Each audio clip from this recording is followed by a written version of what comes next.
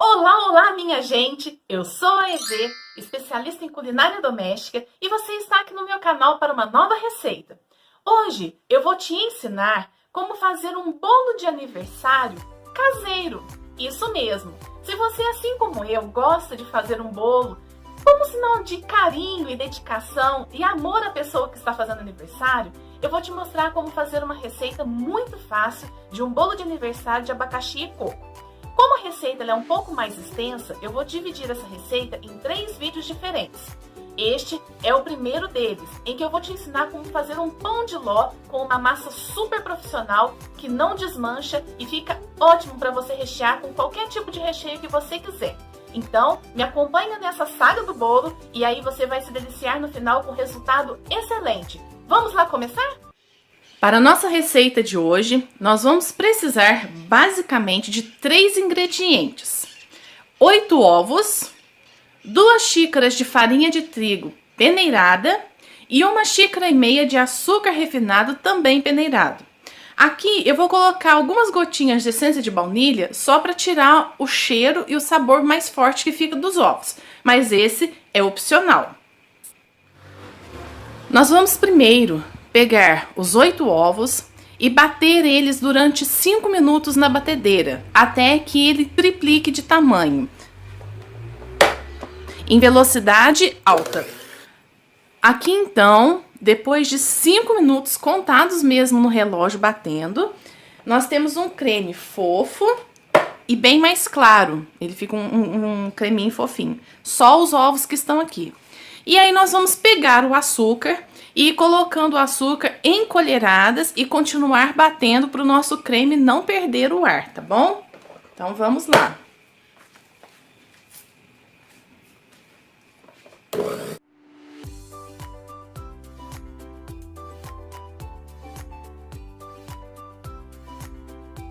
Depois que eu colocar todo o açúcar, nós vamos bater essa mistura por 15 minutos. Vamos lá?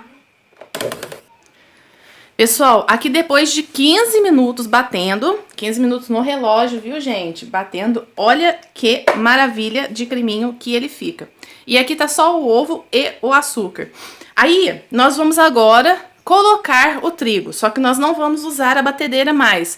Nós vamos fazer o mesmo processo do açúcar. Nós vamos colocando o trigo já está peneirado, e nós vamos colocar o trigo em colheradas e mexendo com um fouet para poder não tirar o ar da receita, tá bom? Vou só tirar minha espátula aqui da batedeira e já volto com vocês. Então aqui, pessoal, com a colher, nós vamos colocando o trigo aos poucos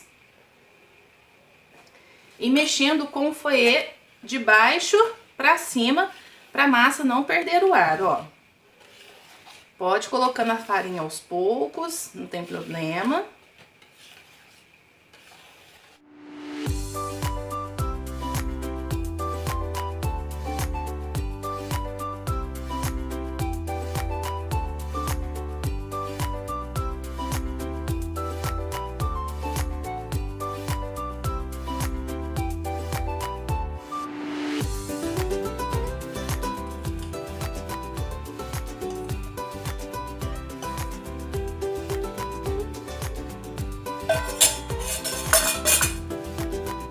Vocês podem perceber, a massa, à medida que ela ganhou o ar e a gente foi fazendo a mistura com o fouet, ela não perde o ar e ela não diminui, ela não reduz o tamanho dela. Isso é um bom sinal, é sinal de que a massa vai ficar leve.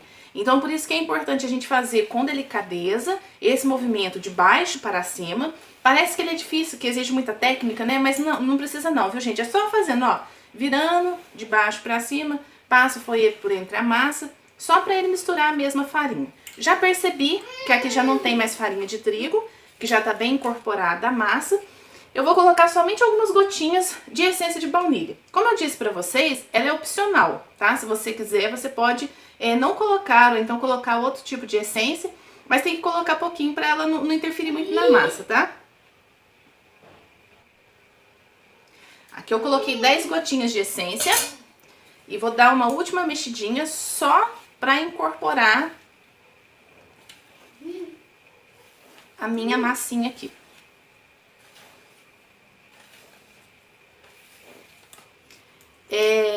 Eu já coloquei o meu forno para pré-aquecer em 200 graus, desde o momento em que eu comecei a fazer a receita.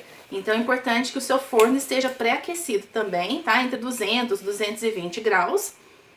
Para a hora que você terminar a sua massa, o forno já esteja quentinho.